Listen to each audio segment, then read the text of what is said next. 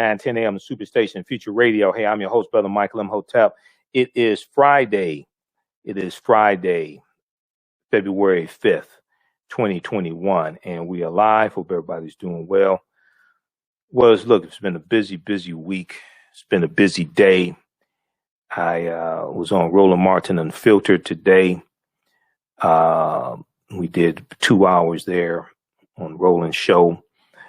We're going to share an excerpt of that show here. So we have a lot of talk dealing with the American Recovery Plan pushed by the Biden administration. And we see that there was a meeting that Vice President Kamala Harris had today with African American Chamber of Commerce's. Okay, she met with African American businesses, her and Treasury Secretary Janet Yellen, and they discussed how the American Rescue Plan will help African American owned businesses. All right. Then also, President Joe Biden gave a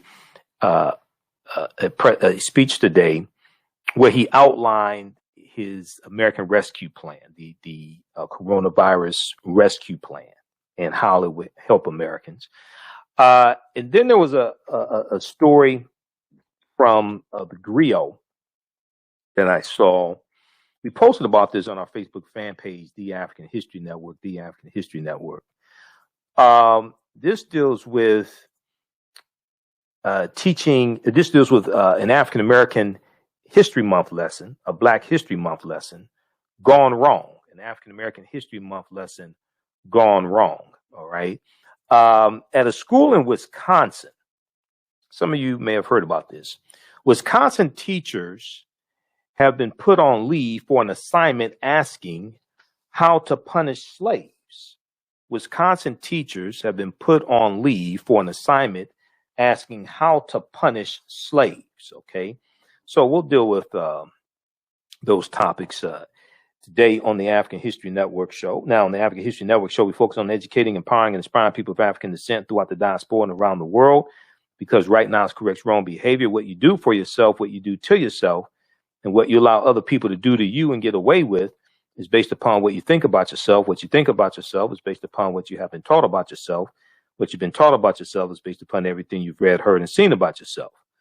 So when you control the radius of a man's thoughts, or a woman's thoughts, you can control the circumference of his or her actions, because the mind can't do or teach what it doesn't know.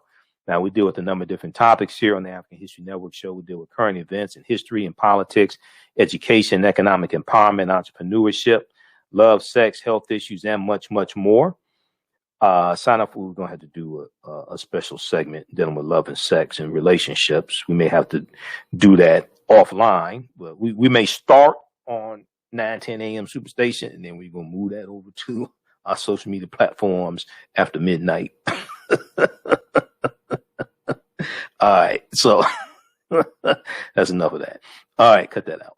All right. So sign up for our email newsletter. Text the word Kemet, Kemet, the 22828 to sign up for our email newsletter. Text the word Kemet, Kemet, the 22828 to sign up for our email newsletter. Also visit our website, AfricanHistoryNetwork.com, AfricanHistoryNetwork.com to sign up for our email newsletter there as well. Okay. If you like this type of information, you can donate to the African History Network. $ the AHN show through Cash App, $ the AHN show through Cash App. Then also through PayPal, paypal.me/the AHN show, paypal.me/the AHN show. All right. That helps us to stay on the air and broadcast 6 days a week, keep doing the research, pay some of the bills, etc. Also, or at our website, AfricanHistoryNetwork.com, click on the yellow donate button. Okay, let's jump into this first topic here. So I was on Roland Martin Unfiltered today, and we talked about Joe Biden's American Rescue Plan. He did a press conference today to discuss that. And then we also talked about the meeting that Vice President Kamala Harris had, the roundtable with Black businesses. I want to go to this clip number one from We'll go to clip number one from MSNBC. Shakita, Joe Biden outlines his $1.9 trillion American Rescue Plan for economic relief. Let's go to this clip.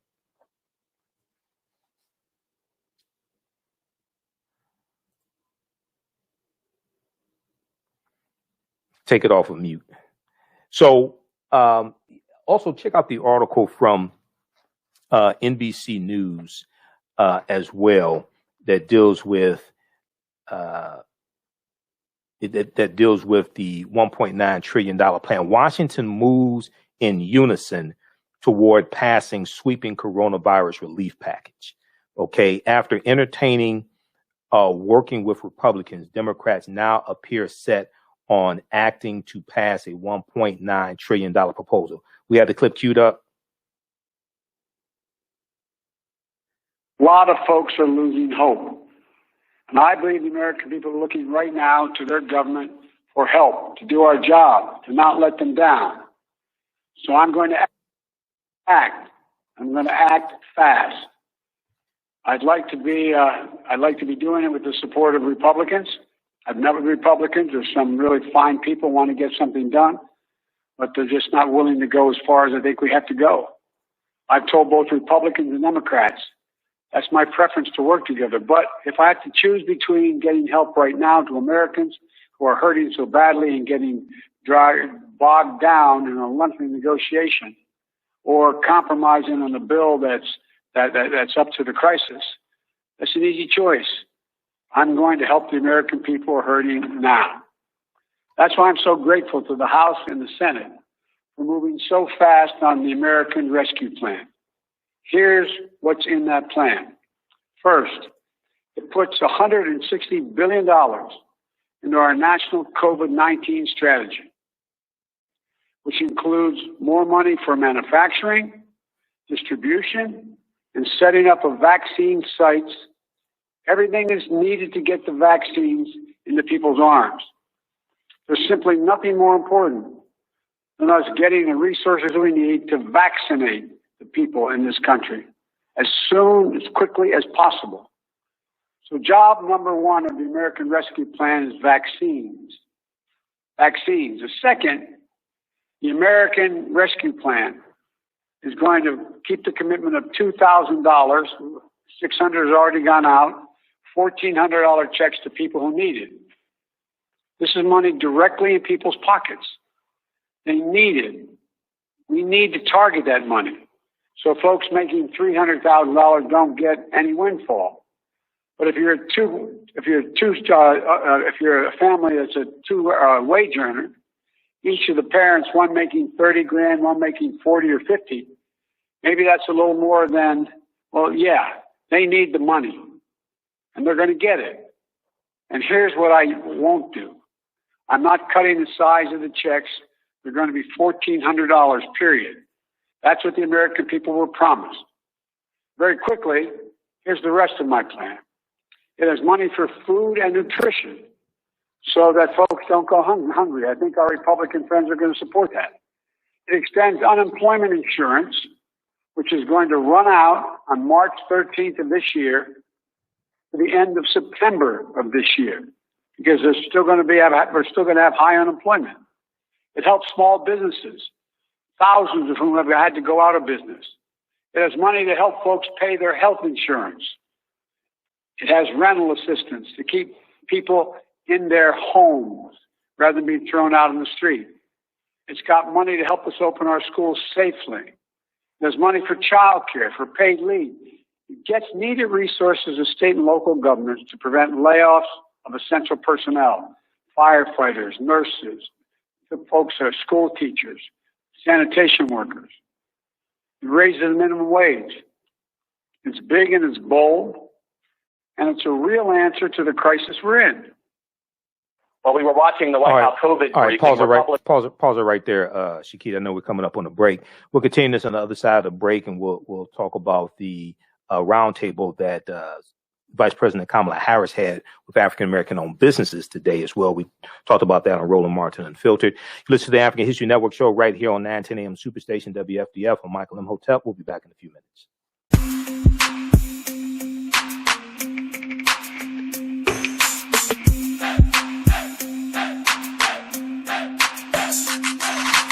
Are you getting ready for fall or winter?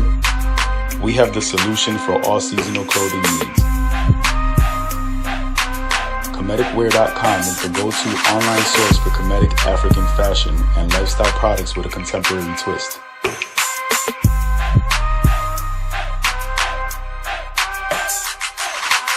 We're committed to offering unique styles reflecting our African heritage.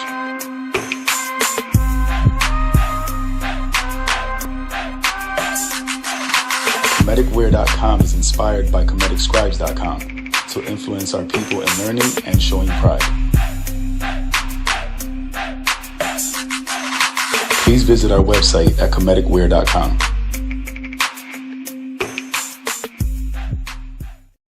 For 25 years, the Black History 101 Mobile Museum has carried on the rich legacy of the Black Museum movement in America by showcasing original artifacts of the Black experience at colleges, universities, K-12 schools, corporations, libraries, conferences, and cultural events, making it the most traversed Black History mobile exhibit in American history. Dr. Khalid El-Hakim is the founder of the Black History 101 Mobile Museum, and he is a highly sought-after public speaker on topics of Black history, social studies, education, museum studies, hip-hop, and race relations. Dr. Khalid was named among the change makers for NBC Universal's Erase the Hate campaign and listed as one of the 100 men of distinction for Black enterprise. He recently founded the Michigan Hip Hop Archive on the campus of Western Michigan University. The Black History 101 Mobile Museum is currently scheduling in-person and virtual exhibits nationwide. For more information, please contact Dr. Khalid El-Hakim directly at 313-645-4197, 313-645-4197, or visit their website at blackhistorymobilemuseum.com. That's blackhistorymobilemuseum.com. You can also email him at bhistory101@yahoo.com, bhistory101@yahoo.com.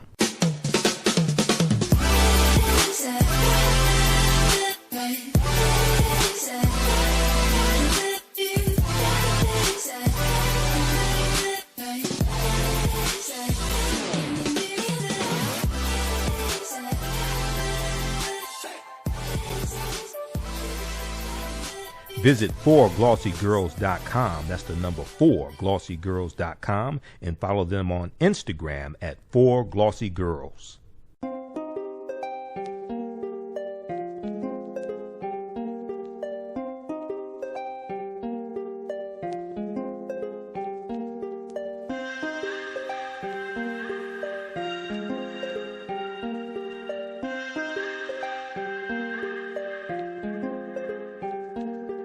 Black Bees products are a collection of natural, organic, personal care products with an appreciation of nature and bees. Our philosophy is without bees, we have nothing. We are honoring our Nile Valley ancestors who understood the importance of bees. Black Bees created a high-quality, natural, organic personal care line that would be affordable to everyone. We hope you try and enjoy our Black Bees products line and come back and visit us at blackbeesproducts.com. Welcome back to the African History Network show right here on 910 AM, the Superstation of Future Radio. I'm your host, Brother Michael Imhotep. It is Friday, February 5th, 2021, and we are live. Hope everybody's doing well. Calling number is 313-778-7600, 313-778-7600. Is the call-in number if you have a question or comment. 313-778-7600 is the call-in number if you have a quick question or comment. Right before the break, I was sharing an excerpt of the press conference that Joe Biden held today. Actually, his speech, I should say. I don't think he took questions. And this ties in, and this deals with the American Rescue Plan, the $1.9 trillion American Rescue Plan. And this ties into also the meeting that Vice President Kamala Harris had today with African-American businesses to deal with how the American Rescue Plan will help African American businesses. And this shows a connection between policies, who's in office, and conditions. Politics is the legal distribution of scarce wealth, power, and resources, the writing of laws, statutes, ordinances, amendments, and treaties, their adoption, interpretation, and enforcement, and understanding the connection between condition, economic conditions, the how policies or laws shape the economy, impact the economy, and impact African American owned businesses. Okay, you got to have somebody in office to protect the economy that African American owned businesses rely upon to survive. We saw the unemployment numbers, with the job creation numbers that came out today. We saw that 49,000 jobs. U.S. economy added just 49,000 jobs in the month of January. All right, and this shows how the recovery is anemic. If we look at NBC News, so you know the unemployment numbers, the job creation numbers, the job numbers come out the first Friday of each month. The unemployment report comes out every Thursday about 8:30 a.m. Okay, and that's for the previous week. How many people filed for first-time unemployment the previous week? That comes out every Thursday morning. And the first Friday of each month, the job numbers come out, the job creation numbers. We see the U.S. economy added just 49,000 jobs in January, signaling ongoing fragility of the labor market. Okay, you can read the full labor report at BLS.gov, Bureau of Labor Statistics, BLS.gov. We're still in the dark days of the winter with respect to the pandemic and the economy, one economist said. All of this is connected. Okay, the economy added a meager 49,000 jobs in January, and the unemployment rate fell to just 6.3% as the size of the labor force shrank, okay, signaling the ongoing fragility of the recovery. Economists had expected 50,000 jobs to be added and the jobless rate to remain unchanged. January's report, the first monthly release under President Joe Biden, is an improvement from the December 2020 report, which saw a reversal of 227,000 jobs. I mean, 227,000 jobs were lost in the December 2020 report. However, it does not even capture the millions of people economists estimate have dropped out of the labor force. The millions of people economists estimate have dropped out of the labor force and are no longer working, no longer looking for work. Okay, they're not even counted in that 6.3% unemployment number. That's the U3 number, by the way. Not to make this too complicated, there's 6 different unemployment numbers, U1 through U3.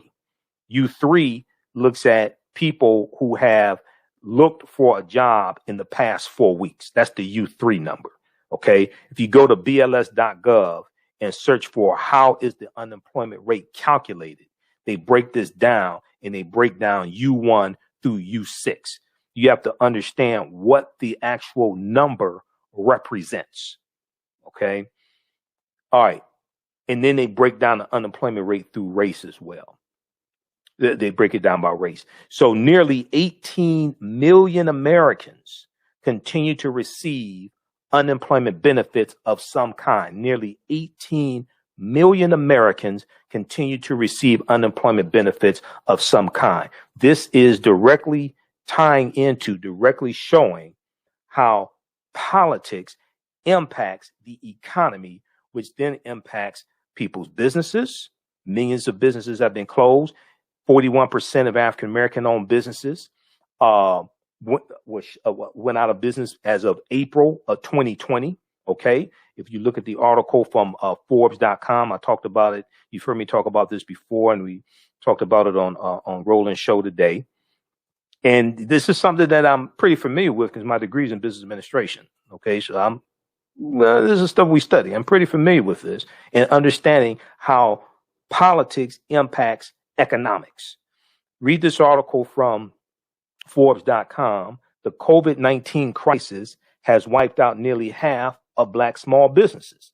Now, this article is from August 10th, 2020. August 10th, 2020. All right. And it talks about how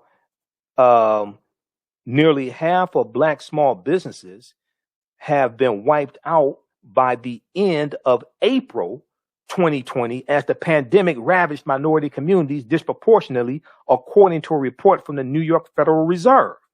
Black-owned businesses were more than twice as likely to shutter as their white counterparts, the report found. Nationally, representative data on small businesses indicate that the number of active business owners fell by 22% from February to April 2020, the largest drop on record. Black businesses experienced the most acute or the worst, the biggest decline with a 41% drop. Latino business owners fell by 32% and Asian business owners dropped by 26%. Okay, Asians were closing up their businesses. So when I hear people say we're not going to vote, we're just going to do economic empowerment, do like the Asians, you mean you're going to close your business down? Because that's what many Asian businesses were doing, shutting down. It was 41% in April 2020. It's at least 50% by now of black-owned businesses that have gone out of business. So read this full article here from Forbes.com. This is showing you how politics, laws, and policies impact the economy, which then impacts African-American owned businesses and economics at the Main Street level, the individual level. All right. Now, this is something that Vice President Kamala Harris talked about when she spoke to black-owned businesses today. Okay, so let's go to clip 2. This is from Roland Martin Unfiltered. Today I was a panelist. I'm a panelist usually every Friday on Roland Martin Unfiltered. The past couple of Fridays, they had to change the, they didn't have any panelists because you had Hank Aaron, who passed away, and then you had Cicely Tyson, who passed away. So they had special shows. First, we talk about Joe Biden's speech, and then we talk about Vice President Kamala Harris. Let's go to this clip, Shakita.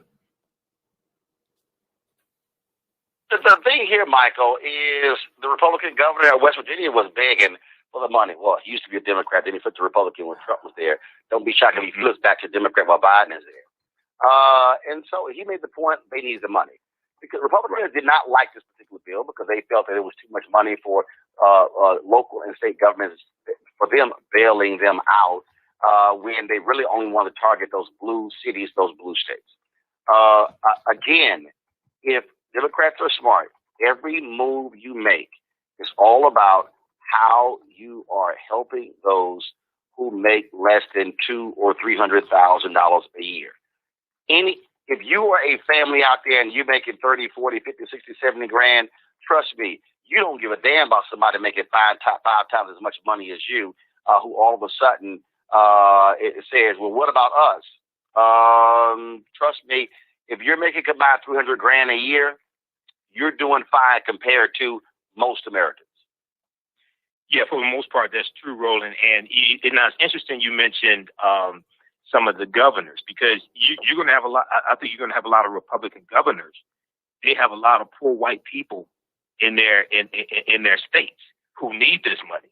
And the other thing is, blue-leaning states or Democratic states contribute more each year to the federal taxpayer pot than red states, than Republican states. And this is something that Governor Cuomo of New York pointed out a few months ago to Moscow Mitch McConnell, who's in a very poor state, Kentucky, Mitch McConnell.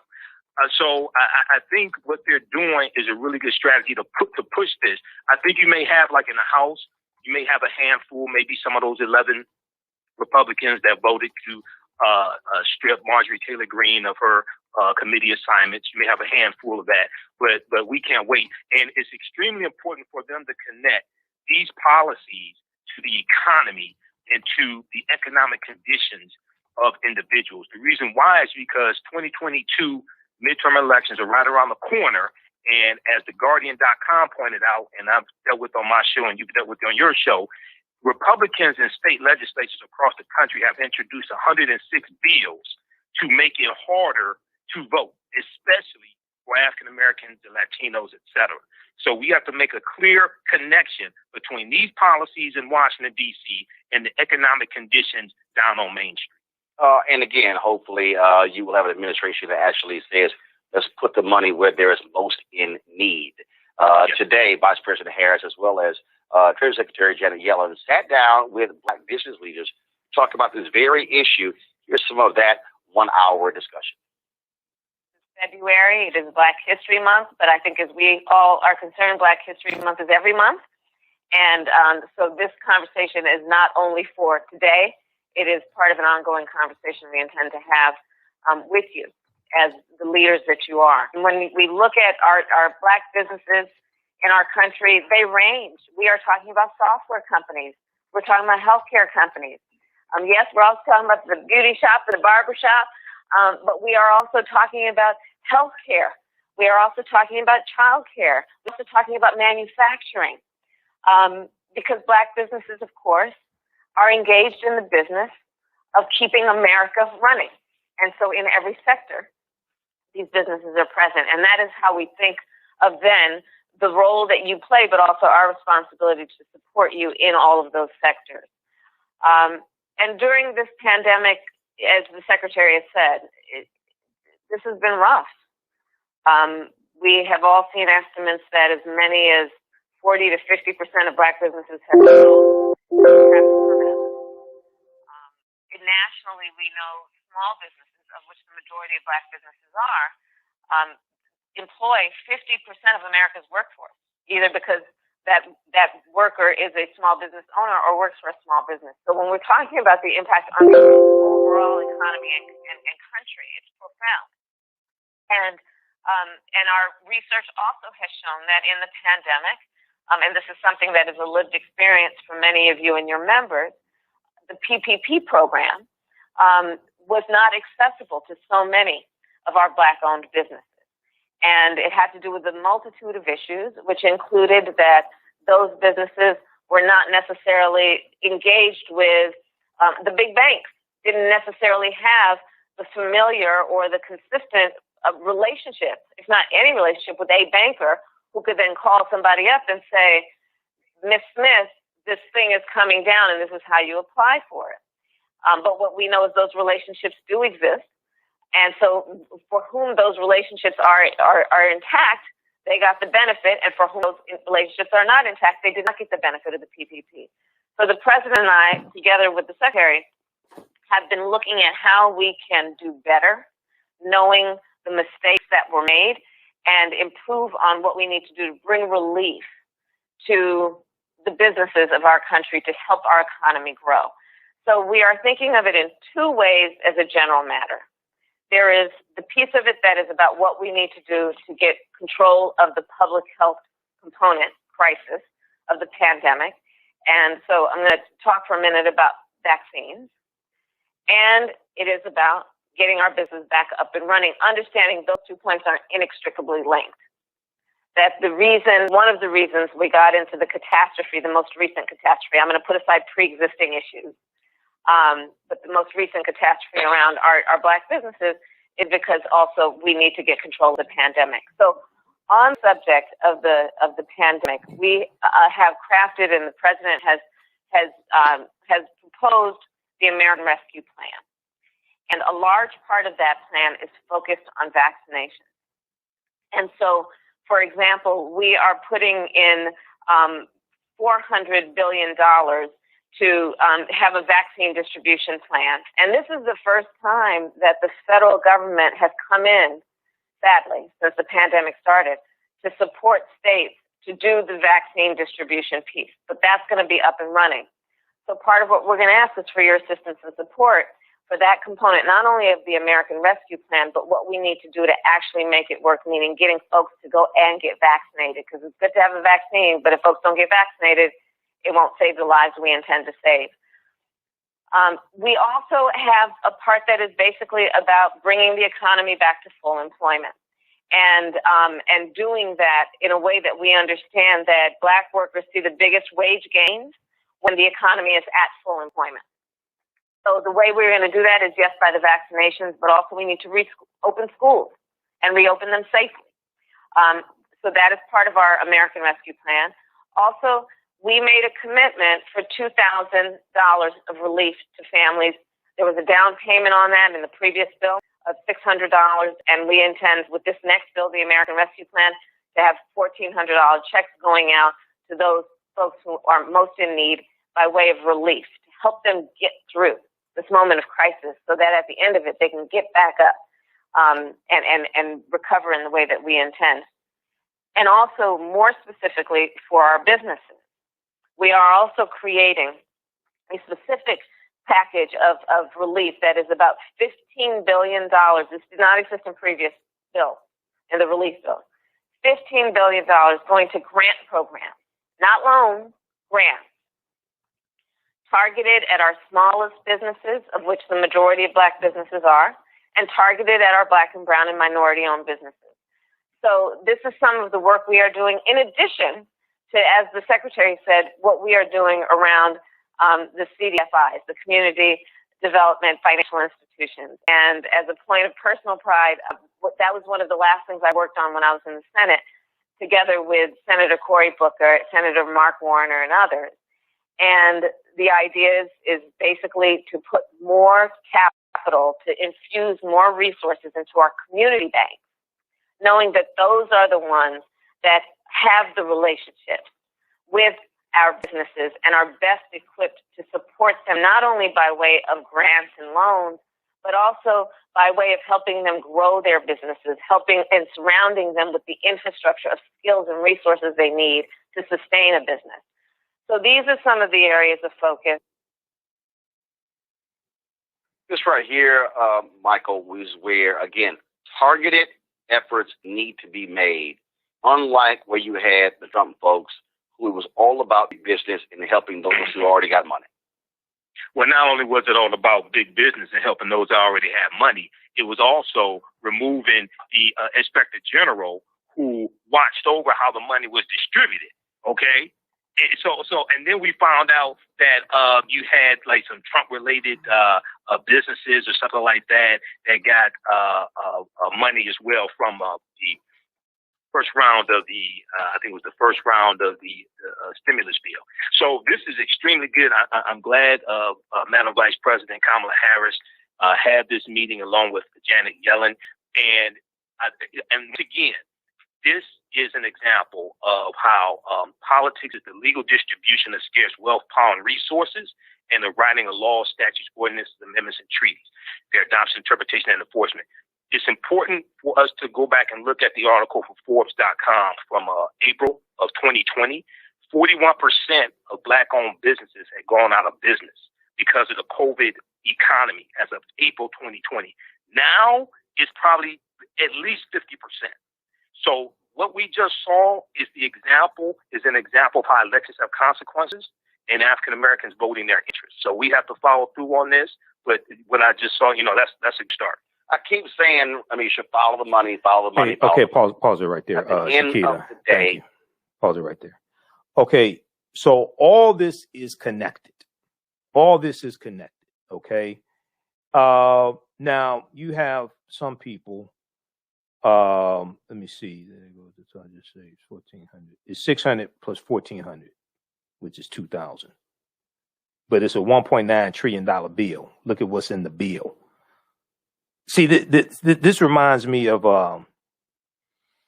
when you had the $2.2 trillion stimulus bill, the coronavirus bill, and there was a $1,200 stimulus check, and fathers who were behind on child support, they would keep either a portion or all of the check.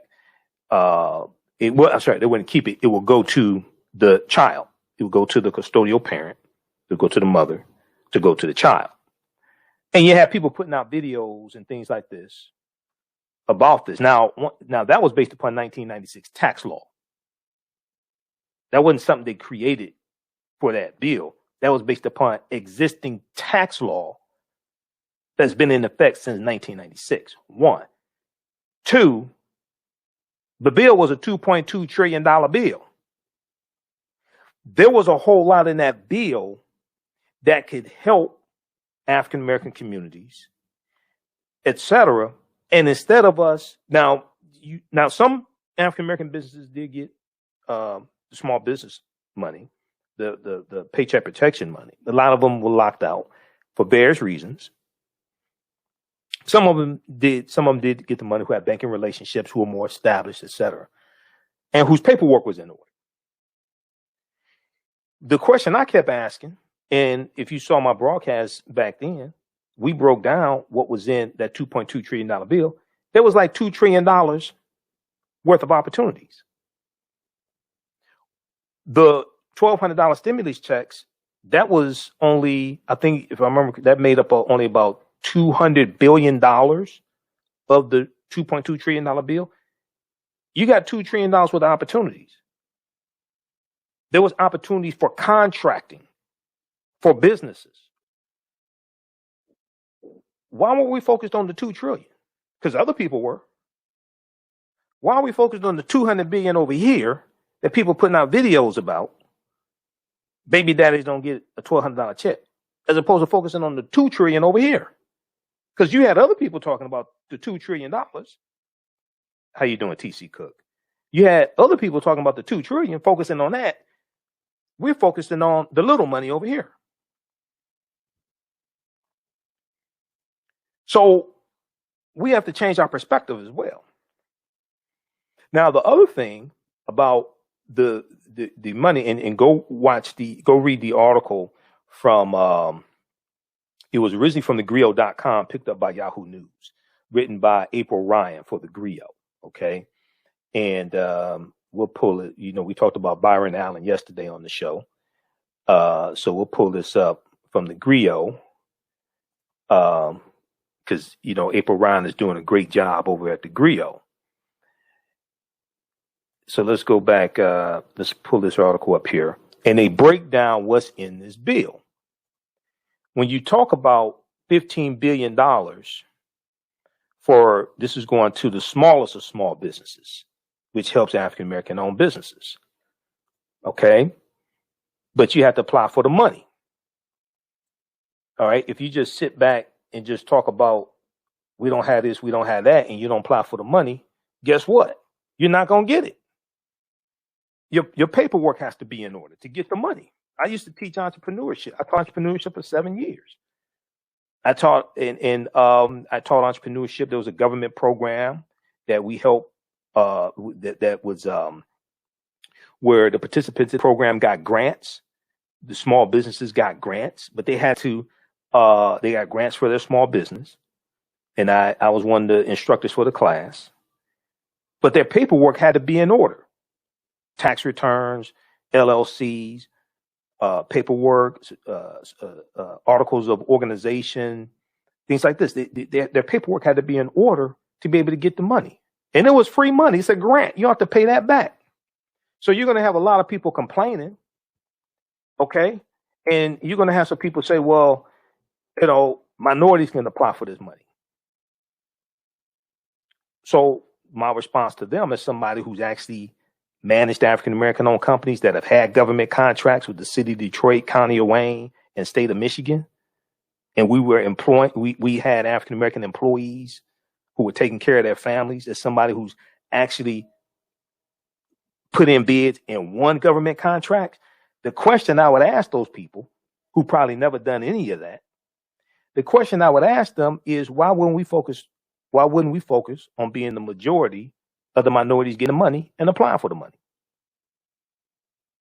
If the money's there, $15 billion in grants to the hardest hit small businesses. If the money's there, why would we sit up on social media complaining as opposed to focusing on being the majority of the quote unquote minorities applying and getting the money? Because many people's minds are wired to complain and not wired to conquer, not wired to accomplish. Okay. This is why you have to be careful of who you spend your time with. If you hang around 4 broke people, you're going to be number 5. You have to be careful of the company that you keep. You have to be careful of the information that you read. Your thoughts create feelings. Your feelings create actions and behaviors. Your actions and behaviors create results. When you study gurus of sales like Zig Ziglar, Tom Hopkins, when you study people like Les Brown, but even more so like Dr. Dennis Kimbrough, this is the type of information that you're going to get. I've read all of them. I have tons of books dealing with sales because I was in sales for over 20 years. I have tons of books dealing with business and sales. I don't just study history. My degree's in business administration. I'm a historian, but I have a varied background. This is extremely important right here. This ties into policies. Okay. But all this right here, this bill, this is the result of African Americans voting their interests and voting Trump out of office and voting in Joe Biden and Vice President Kamala Harris. This is the result of organizing. This is the result of African Americans voting our interests and realizing that Trump was deaf and he's got to go. And other people agree with us and realized it also. So read this article here written by our sister April Ryan for thegrio.com. Vice President Harris hosts roundtable with Black Chamber of Commerce. This is from February 5th, 2021. Okay. All right. We'll post the link here to this article. Because I oftentimes hear a lot of people say all this, all these people popping off at the mouth on social media. I call them mouth poppers. And then you ask them, well, what have you done? What have you accomplished? You ever had government contract? You ever done this? You ever done that? They ain't done none of that stuff. They just running their mouths. Okay, so that's why I don't spend a whole lot of time around them. All right. Next, let's go to this. I want to go to this next story here. This is dealing with Wisconsin. All right. And Wisconsin teachers put on leave for an assignment asking how to punish slaves. All right. Now, as we're talking about my online course that's starting up Tuesday, February 9th, 2021, ancient Kemet, the Moors, and the Maafa, understanding the transatlantic slave trade, what they didn't teach you in school. And one of the things we deal with in the online course is an 8-week online course that meets Tuesdays, 8 p.m. To 10 p.m. Eastern Standard Time. I have to come and be here on Tuesdays. We deal with thousands of years of history, and we deal with what led up to the transatlantic slave trade taking place. Okay. And we deal with the 800-year occupation of Europe by the Africans known as the Moors, and we deal with ancient Kemet, ancient Egypt, etc. So we just posted the link here. As soon as you register, you can start watching the class that I did in 2019 because it's archived there. So we do the class live. All the sessions are archived. You can go back and watch it over and over again. All right. And it's also at our website, AfricanHistoryNetwork.com, AfricanHistoryNetwork.com, right on the homepage. So this is right in time for African American History Month. You can watch from around the world. It's regularly $130. It's on sale $80. But one of the things I deal with in the class, and I also talk about this study from the Southern Poverty Law Center, Teaching Hard History American Slavery, that came out February of right about February 2018, right around February 1st, 2018. This study, and you can download this, it's free. You can download this. Go to splcenter.org, splcenter.org. You can download this study. It's a 52-page study, and it deals with how the history of slavery is incorrectly taught in schools all across the country. Incorrectly taught to African-American students, incorrectly taught to white students. This story out of Wisconsin is an example of that. And they did a survey of 1,000 high school seniors, but also a survey of about 1,700 social studies teachers. Okay. And they found how little the students knew about slavery. Only 8% of high school seniors surveyed could identify slavery as the central cause of the Civil War. And 68% did not know that it took a constitutional amendment to formally end slavery, the 13th Amendment. The advisory commission, the advisory panel that put this together is chaired by Dr. Hassan Kwame Jeffries, who I've interviewed before. We were talking about John Lewis and the Civil Rights Movement. Dr. Hassan Kwame Jeffries, who's a nephew to one of my teachers, Dr. Leonard Jeffries. So if you look at this one here, this article here, this deals with Wisconsin. Wisconsin teachers put on leave for an assignment asking how to punish slaves. So Madison, Wisconsin teachers are on leave after creating an assignment asking students how to punish slaves appropriately. Sixth grade students at Patrick Marsh Middle School were studying the laws of the king of Hammurabi in ancient Mesopotamia when they were asked how they would, quote unquote, punish a slave as an assignment. Now, Desiree Irvins whose son attends the school, said what made the assignment even more piercing is the fact it happened on the first day of Black History Month, African American History Month.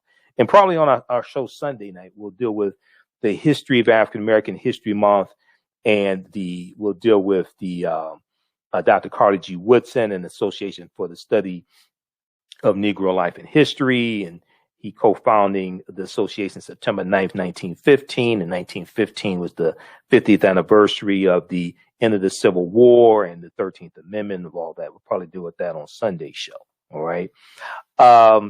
So Desiree Irvins said, quote, "I can see how they're learning about this era, but the word of the question and the statement, it was just wrong." Okay. But the wording of the question and the statement was just wrong. She said this to NBC affiliate Channel 15. She went on to say, "I was just shocked. I couldn't believe what I was reading. I was just shocked. I couldn't believe what I was reading." Okay. Those watching on our Facebook fan page, The African History Network, The African History Network, and our YouTube channel, Michael Imhotep, IMHOTEP. Keep watching. We're going to keep broadcasting. We'll finish up this story. We're out of time here on 910 a.m. the Superstation WFDF. Also, if you like this type of information, you can donate to the African History Network, $ the AHN Show through Cash App, $ the AHN Show through Cash App, and through PayPal, paypal.me/the AHN Show, or at our website, AfricanHistoryNetwork.com. If it comes up with the AfricanHistoryNetwork.net, I own that also. It just AfricanHistoryNetwork.com redirects to the AfricanHistoryNetwork.net. I own both domains. Okay. All right. Remember, right now it's correct wrong behavior. It's not over till we win. Wakanda forever. We'll talk to you tomorrow night. We'll talk to you Sunday night. Peace. All right. Stand by, everybody. Okay. How's everybody doing? All right. So we're here Monday through Friday, 6 p.m. to 12 midnight Eastern Standard Time. Okay. And Monday through Friday, 11 p.m. to 12 midnight Eastern Standard Time. I was thinking of 6 days a week. Monday through Friday, 11 p.m. to 12 midnight Eastern Standard Time. And Sundays, we're still here Sundays, 9 p.m. to 11 p.m. Eastern Standard Time also. Okay. All right. So let's continue with this story here. I'm going to pull up this article. This is from the Griot. And I saw a couple other outlets had this story as well. Okay, how's everybody doing? So this is from this story is from February 4th, 2021. Okay, from thegriot.com. Let's go to this story here. Then African American business owners post name your business here in the thread of the broadcast, and email us at customerservice@AfricanHistoryNetwork.com. Customer service at AfricanHistoryNetwork.com. We'll let you know how you can advertise with the African History Network. Okay, so Wisconsin teachers put on leave for an assignment asking how to punish slaves. Okay, Desiree Irvins, whose son attends the school, said what made the assignment even more piercing is the fact that it happened on the first day of Black History Month. All right, so if we look at the story here, And once again, this is an example. I've covered a number of different stories of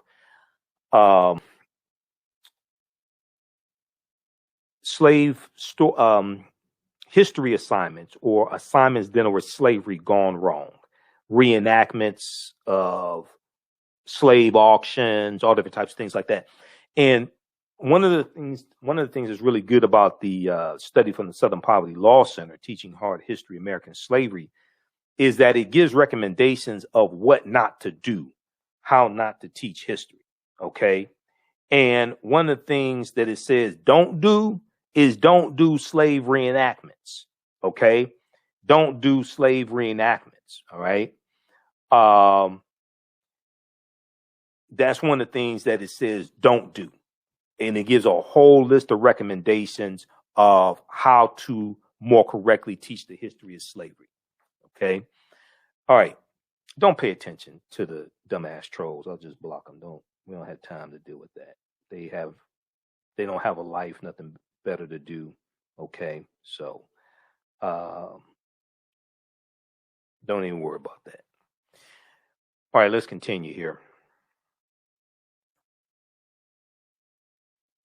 So I want to try to pull this up here, NBC Channel 5 in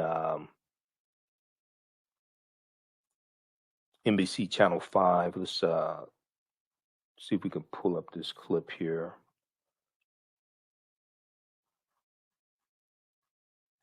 Okay.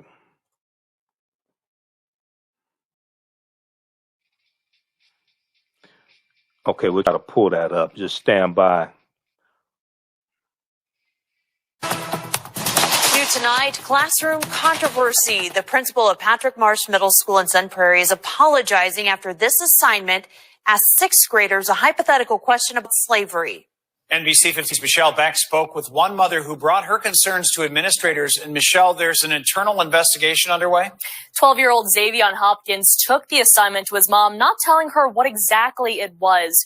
But by the look on his face, his mom says she knew something was wrong. I just grabbed the laptop and I looked at it and I was just like, what?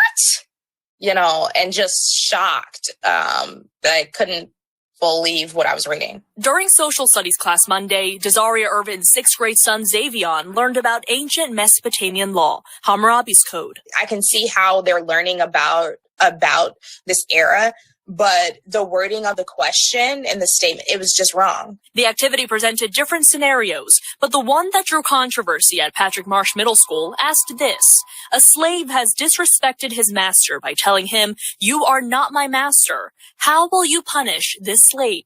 It made me think of how they would treat me if I was in person in class. What would they think of me? And would they treat me like I was an outsider, and it made me feel scared and unsafe. Irvin says she took her frustration to the teacher and the principal. Later that day, Principal Rebecca Zahn explained in an email to all families. The purpose of the activity was to help students understand how order was kept in the early civilization, how the laws were developed, and how unjust they were. She continued, "We know that it caused harm to our students and their families. Our intent missed the mark, and for that, we are deeply sorry." To really give this a name, is this an act of racism? The family also connected with Michael Johnson, the CEO of the Boys and Girls Club of Dane County. He says he took the issue to the superintendent. It's a lack of cultural competency. It's a lack of training. And there might be some underlying issues that we don't know about. Superintendent Brad Sarin also wrote to families this afternoon apologizing for a, quote, grave error in judgment. He explained the activity was not part of a district curriculum and that teachers involved have been placed on administrative leave. Live in the newsroom, Michelle Beck, NBC 15 News.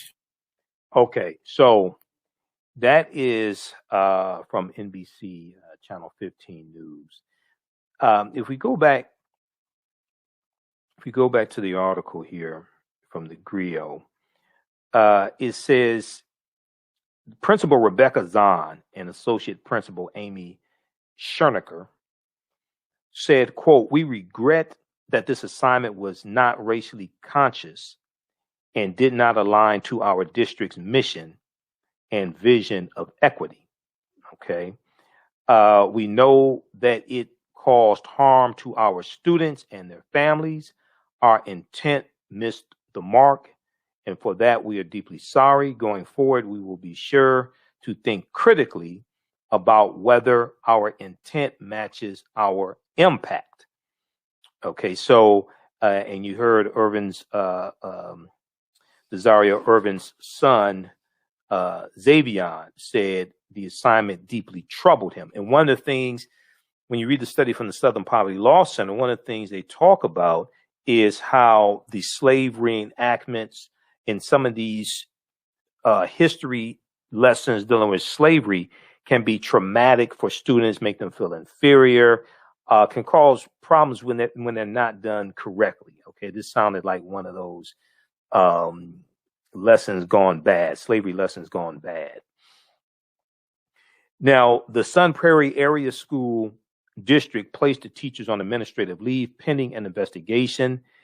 They did issue an apology. Okay, so you heard Michael Johnson, who called the assignment a lack of cultural competency. Desario Irvins also reached out to the CEO of the Boys and Girls Club of Dane County, Michael Johnson.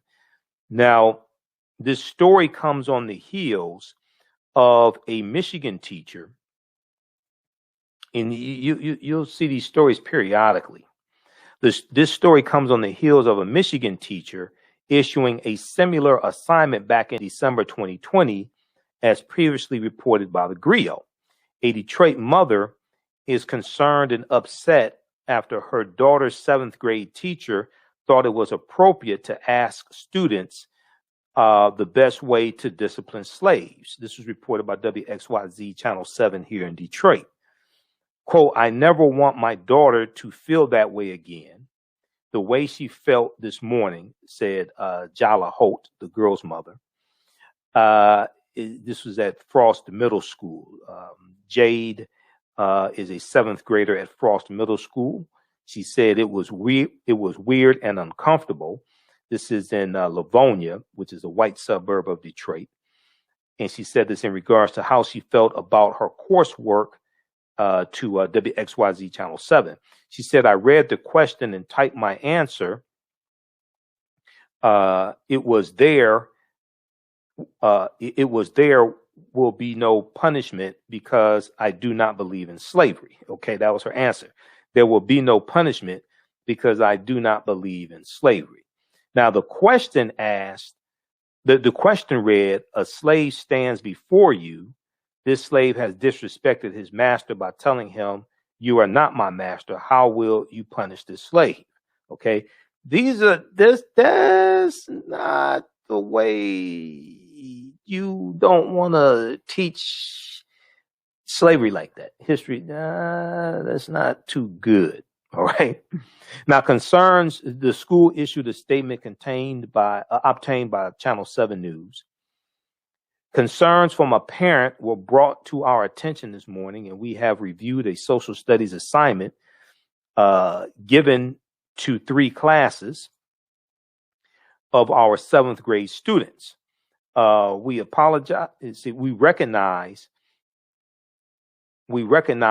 the assignment in question was not constructed appropriately, as we believe in the importance of approaching topics of slavery in any era of world history with the utmost care and consideration.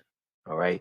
So check out this article here from thegrio.com. This deals with another history lesson gone wrong, gone awry. Wisconsin teachers put on leave for an assignment asking how to punish slaves. It sounds like the teachers were not African American. It sounds like the principal and the assistant principal sounds like they were not African American either. Okay. All right. How's everybody doing? We have Michelle, Donna, Nicole, a few of the people watching, Greg, Rhonda. All right.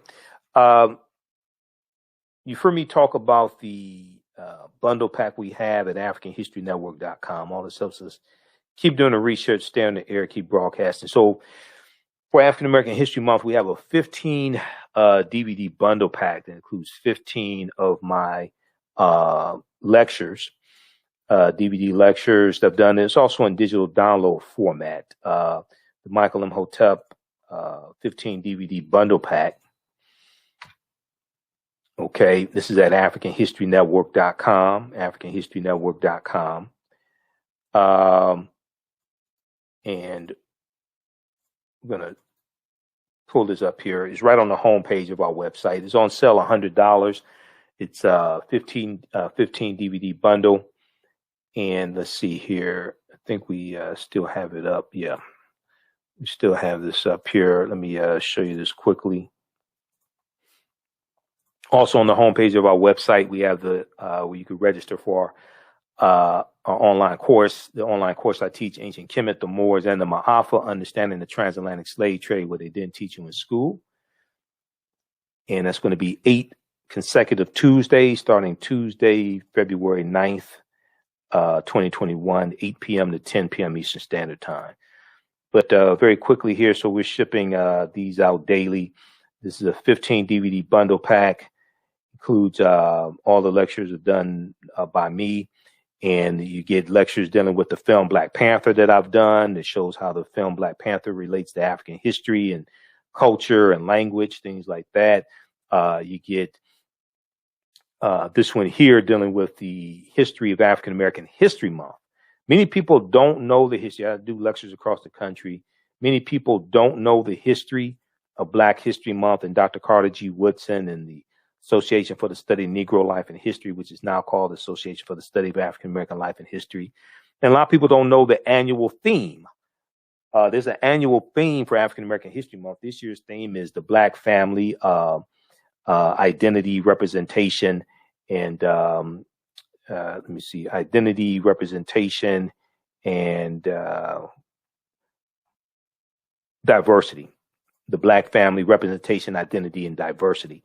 That's the annual theme for African American History Month 2021 from ASALA, Association for the Study of African American Life and History. There's been an annual theme going back to 1928. I've looked at the annual themes going all the way back to 1928. Okay. And the annual theme helps to give purpose and direction to the celebration each year, as opposed to just recycling the same 15 to 20 sanitized Negroes every year, and people getting tired of that, not wanting to go to African American History Month celebrations, okay? Because that happens also. All right.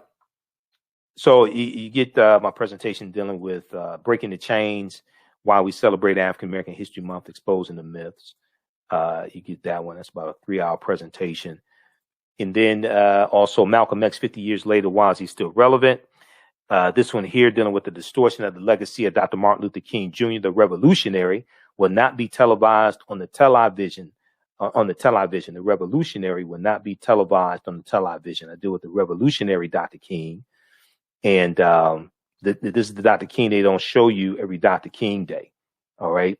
They don't deal with the revolutionary Dr. King. They don't deal with the Dr. King that tried to get a concealed pistol license in 1956 during the Montgomery bus boycott because he was getting death threats, and his house was firebombed twice in 1956 because of the Montgomery bus boycott. So they don't deal with the revolutionary Dr. King. All right, so you get that one. Also, the second one here dealing with the film Black Panther, lessons from the film Black Panther, economic guerrilla warfare, political self-defense, and how to Wakanda to vote. This deals with, this presentation deals with how do we take the enthusiasm from the film Black Panther and actually use it for political empowerment and economic empowerment. Okay. So we have that. We have that one as well. Then we have, let's look at this here. So we have that one. Then we have this one here, the 3/5 Compromise of 1787, and also deal with the Electoral College, the origins of the Electoral College, how it actually works. In the Three-Fifths Compromise, we deal with the Philadelphia Convention in Article 1, Section 2, Clause 3 of the U.S. Constitution, that people mistakenly think said we were 3/5 of a human being. That's not what it said. Okay, it's dealing with representation. How do you determine how many seats in the House of Representatives slave-holding states will have? Okay, that's what that's dealing with. How do you determine how many seats in the House of Representatives slave-holding states will have? Okay, that's what that's dealing with. Okay, all right. So we deal with that also, and because that's oftentimes misunderstood. A lot of people think it was saying we were 3/5 of a human being. No, it's counting 3/5 of the population of the slave-holding states. Okay, so if Virginia, hypothetically, if Virginia had 100,000 slaves, then you would count 600,000 of those slaves to determine how many seats in the House of Representatives Virginia would have. That's what it was dealing with. It wasn't saying they were 3/5 of a human being, because a lot of the southern states didn't recognize their humanity at all. Okay, or recognize them as being human at all. And then at the same time, the free population, the full population of free African Americans was counted as well, even though it was a small population, depending upon classification, etc. But the full population of free African Americans at the time was counted. So we have that presentation. Then we have this one here dealing with entrepreneurship and economic empowerment, 13 forms of wealth and redistributing the pain, keys to economic empowerment and entrepreneurship for African Americans. And I tie that into historical African American figures as well. You get this one here, the racist history of the white national anthem and the Pledge of Allegiance. We deal with the history of the Pledge of Allegiance and Francis Scott Key, who wrote it during the War of 1812. It was in 1814. He wrote that. And then we deal with the Pledge of Allegiance, written by Francis Bellamy. He was a socialist minister in 1892. He wrote the Pledge of Allegiance. And then I tie all that into the history of Colin Kaepernick's protests. Okay, so you get that one as well. And then you can purchase these individually or in a bundle pack. This one here, this is a double lecture I did with Dr. David Imhotep, who wrote the book, The First Americans Were Africans, Documented Evidence. The First Americans Were Africans, Documented Evidence. So he dealt with information from his book and research from his book. And I dealt with great African women in history, the mothers of civilization. So it's a double lecture that we did. So you get that one. And also this 4-hour presentation I did, redistributing the pain, how African Americans historically fought back with economic boycott. So I show you documented examples of us using different types of economic withdrawal strategies to fight back against white supremacy and racism. Okay, and because these are strategies largely we can implement today. But a lot of people don't know these success stories. A lot of people don't know that history. So that's a 4-hour presentation that I deal with. I deal with it in that 4-hour presentation. And redistributing the pain comes from Dr. King's last speech. I've been to the mountaintop April 3rd, 1968. He said we have to find a way to redistribute the pain. And he's speaking to the sanitation workers in Memphis, Tennessee. And he talks about boycotting Coca-Cola and Hart's Bread and Wonder Bread and Seal Test Milk for the discriminatory hiring practices. He talks about supporting African-American owned banks and life insurance companies and business and boycotting businesses who are not treating us correctly, etc. He's talking about economic withdrawal. He says we have to always anchor our external direct action with the power of economic withdrawal. That's in his last speech. I've been to the mountaintop. Now, during Dr. King Day, they'll usually show you the last 2 minutes of the speech, or he's talking about getting to the mountaintop, but they don't show you the part of the speech where he's talking about economics, okay, and economic empowerment. They don't usually show you that part of the speech. This one here, The Light of Ancient Egypt Awakens the African Mind to Economic Empowerment. This was one I did during African American History Month as well. I did this February 25th, 2017. It's another good presentation. And this one here deals with a lot of history. Human guinea pigs. This deals with the history of the Tuskegee experiment of untreated syphilis on a Negro male and separating fact from fiction. Because the experiment, contrary to popular belief and memes on social media that don't provide any sources, the study did not inject men with syphilis. There were 600 men in the study. 399 of the men had an early form of syphilis called latent syphilis, which means you have syphilis, but you don't have any symptoms. They had latent syphilis. And there were 201 men who were the control group. They didn't have syphilis. So you compare the group that has syphilis to the group that doesn't have syphilis. Okay. The study was not a good study. I'm not saying that it was good. I'm saying a lot of information floating around about it is just wrong. They didn't inject them with syphilis. So I deal with that whole study, and it was originally supposed to be last 6 to 9 months, ended up lasting 40 years. So we deal with the whole history of it and how it became known, how it became exposed, and why it was shut down, etc.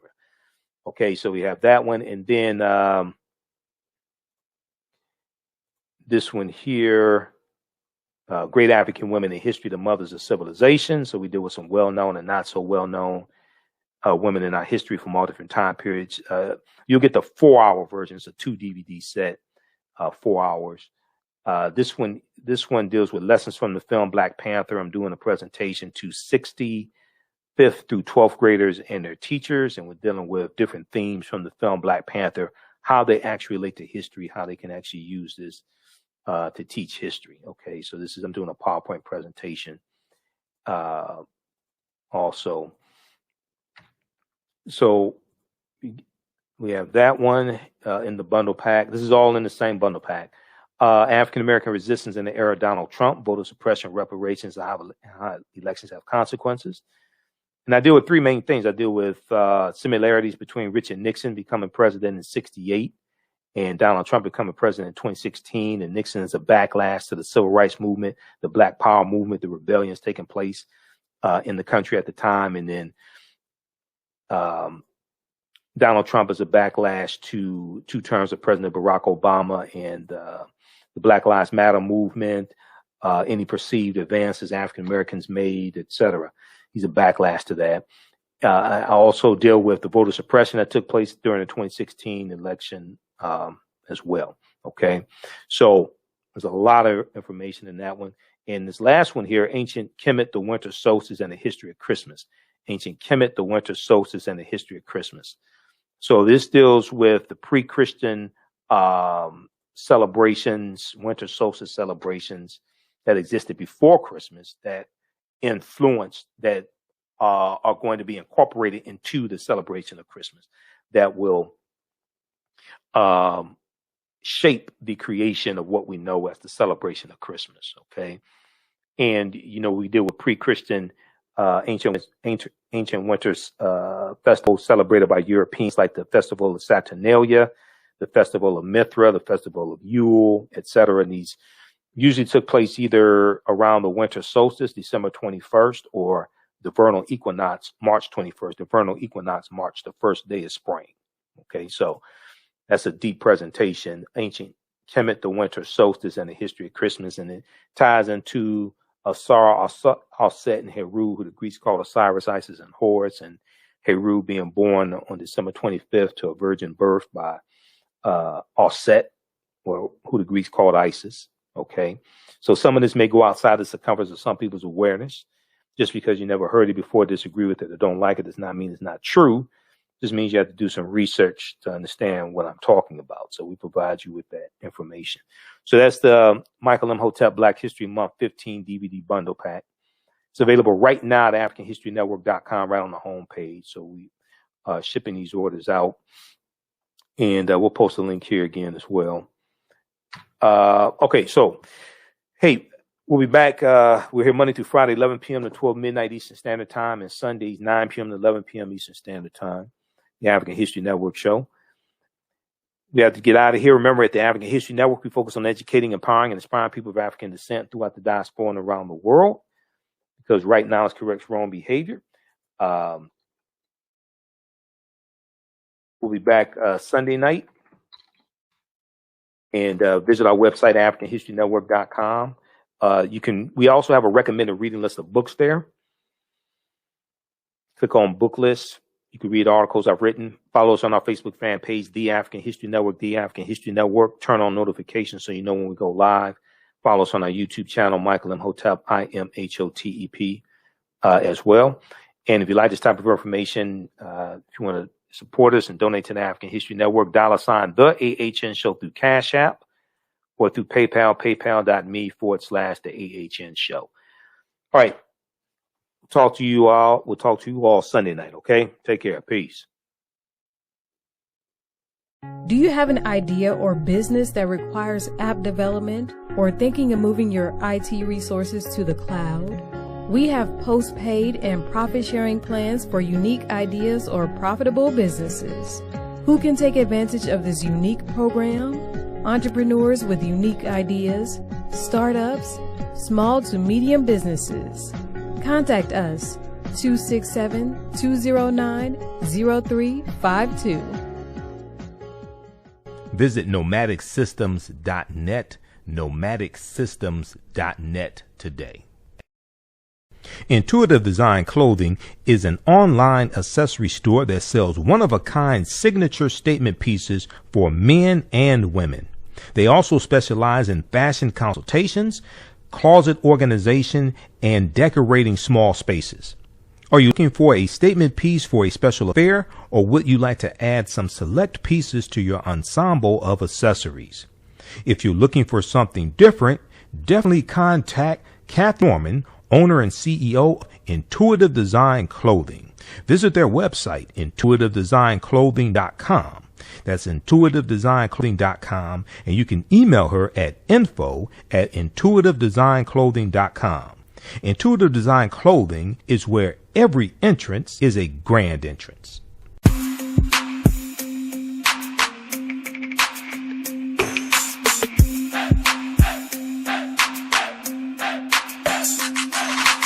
Are you getting ready for fall or winter? We have the solution for all seasonal clothing needs. KemeticWear.com is the go-to online source for Kemetic African fashion and lifestyle products with a contemporary twist.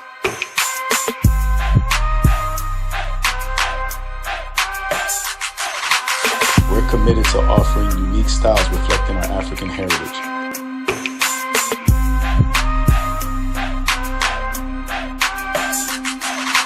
KemeticWear.com is inspired by KemeticScribes.com to influence our people in learning and showing pride. Please visit our website at KemeticWear.com. With BlackBusinessTea.com, the messages are clear and meaningful. Keep your business in the black and out of the red. Mind your black business, know your numbers, and plan strategically. Black Business Boss, lead your industry. Support black business, encourage, patronize, and uplift one another. BlackBusinessTea.com currently has products sold in Detroit, Atlanta, Chicago, and Los Angeles, with proceeds returned to the black community. They have a wide selection of hoodies, t-shirts, mugs, hats, sweatshirts that support black-owned businesses. Visit the website blackbusinesstee.com. That's blackbusinesstee.com. For 25 years, the Black History 101 Mobile Museum has carried on the rich legacy of the Black Museum movement in America by showcasing original artifacts of the Black experience at colleges, universities, K-12 schools, corporations, libraries, conferences, and cultural events, making it the most traversed Black History mobile exhibit in American history.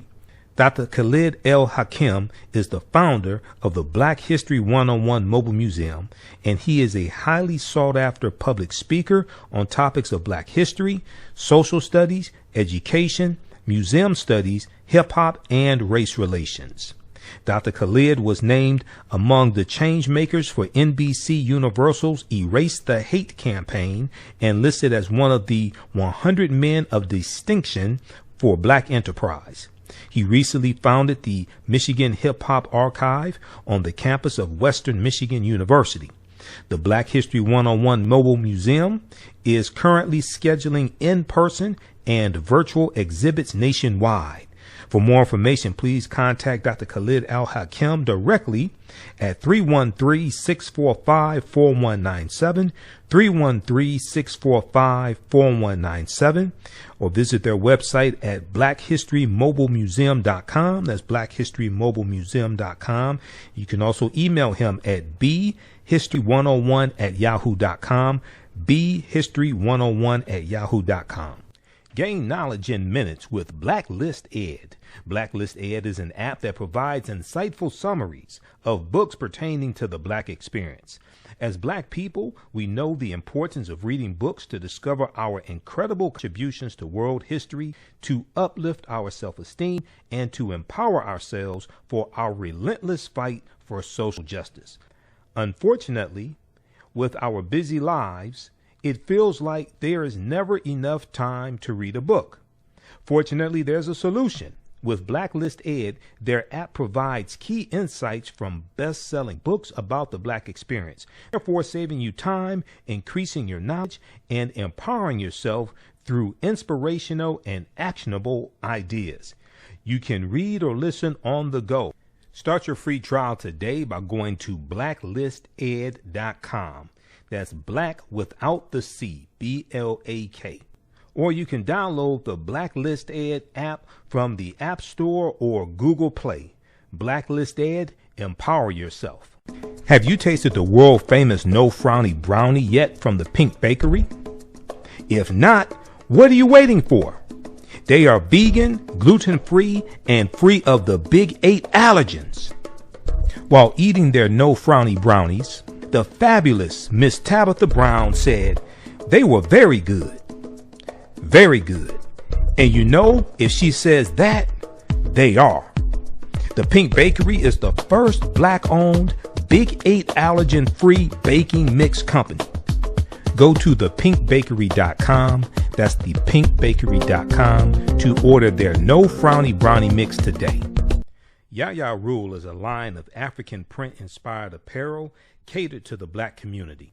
The pieces include t-shirts, sweatshirts, hoodies, jackets, dresses, skirts, activewear, bags, and other accessories and home decor. This brand offers a revived way for men and women to wear their Black pride and honor their African heritage anywhere at any time. This apparel line is for anyone, whether you are working in the corporate world, are an entrepreneur, or an artist. Their selection will allow you to casually let your pride shine or dress it up as wanted. It is for those who have already embraced African fabrics and for those who are just getting introduced to them. Reclaim and experience a part of our culture with rich and colorful African prints. The clothing line and the accessories are available right now starting at $17.99.